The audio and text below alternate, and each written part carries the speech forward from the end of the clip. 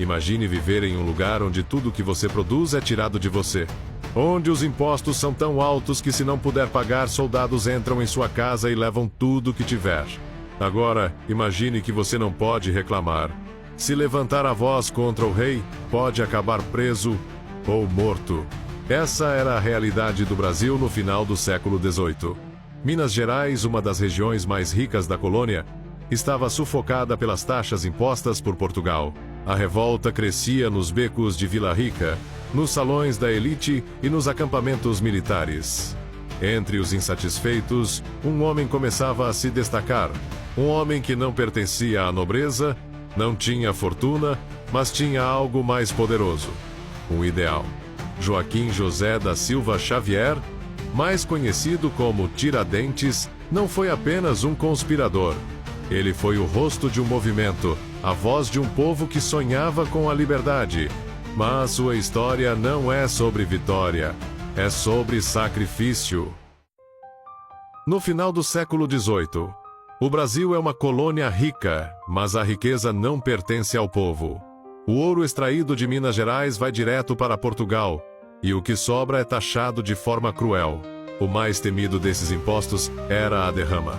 Quando a coroa não arrecadava a quantia que queria, simplesmente mandava soldados confiscarem bens da população até atingir o valor esperado.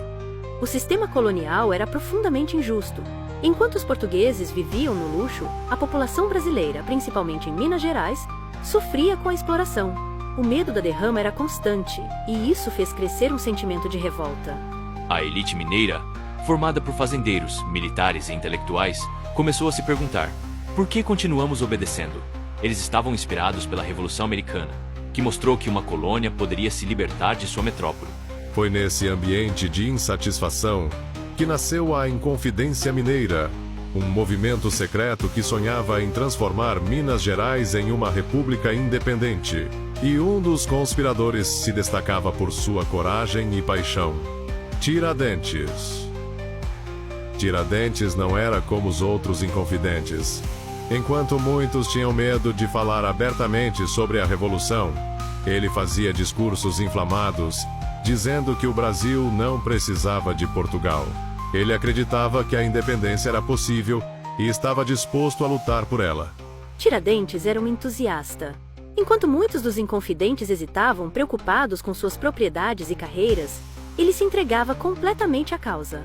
Falava de independência em praça pública, tentava convencer soldados a se unirem ao movimento e sonhava com um Brasil livre. Entre eles estão grandes intelectuais, como Cláudio Manuel da Costa e Tomás Antônio Gonzaga, militares de prestígio e fazendeiros influentes. O plano da Inconfidência Mineira era audacioso, mas ingênuo. Eles pretendiam iniciar a revolta no dia da derrama, esperando que a população se unisse ao levante.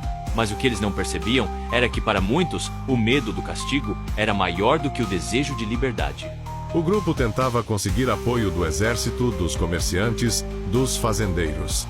Mas faltava algo essencial: armas e dinheiro. E enquanto os conspiradores confiavam que estavam seguros, um dos seus já havia feito sua escolha. O nome dele era Joaquim Silvério dos Reis. Um homem endividado que viu na traição uma oportunidade de se salvar. Ele entregou tudo à coroa portuguesa em troca do perdão de suas dívidas. Silvério dos Reis escreveu uma carta detalhada ao governador da capitania, denunciando o movimento antes mesmo que ele pudesse começar. A conspiração estava condenada. O que era para ser um levante se transformou em uma caçada. Os inconfidentes foram presos um a um, mas Tiradentes decidiu fugir. Rio de Janeiro, maio de 1789. Joaquim José da Silva Xavier está escondido. Ele sabe que muitos de seus companheiros já foram capturados, mas acredita que ainda pode escapar. Ele tenta se disfarçar, se mover pelas ruas sem ser notado, mas não demora para que seja encontrado e preso. Quando Tiradentes foi capturado, ele já sabia que sua sorte estava lançada. Diferente de outros inconfidentes, que tinham influência para negociar suas penas, ele não tinha ninguém para protegê-lo. O julgamento foi longo e durou 3 anos. Durante esse tempo, Tiradentes foi submetido a interrogatórios e ficou preso em condições terríveis. Enquanto isso, os outros inconfidentes negavam o envolvimento ou tentavam minimizar suas participações.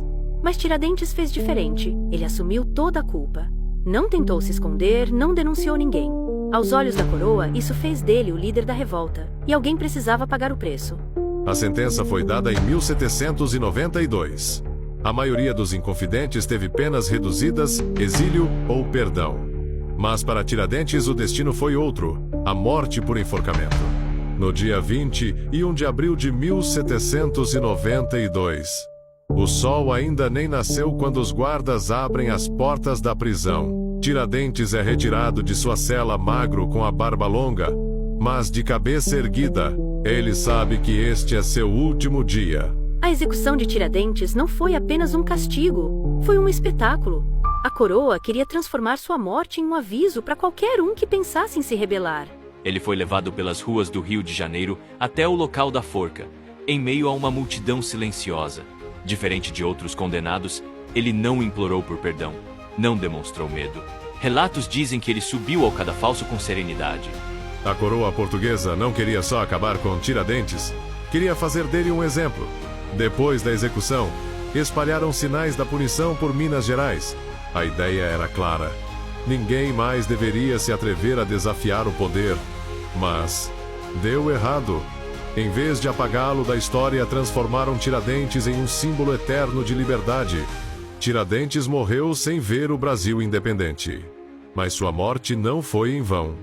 Décadas depois, quando finalmente nos tornamos livres, seu nome foi resgatado como símbolo da luta pela liberdade. Hoje, ele é lembrado como mártir da Inconfidência. Seu rosto está em estátuas, livros de história e até mesmo no nome da cidade histórica de Tiradentes, em Minas Gerais.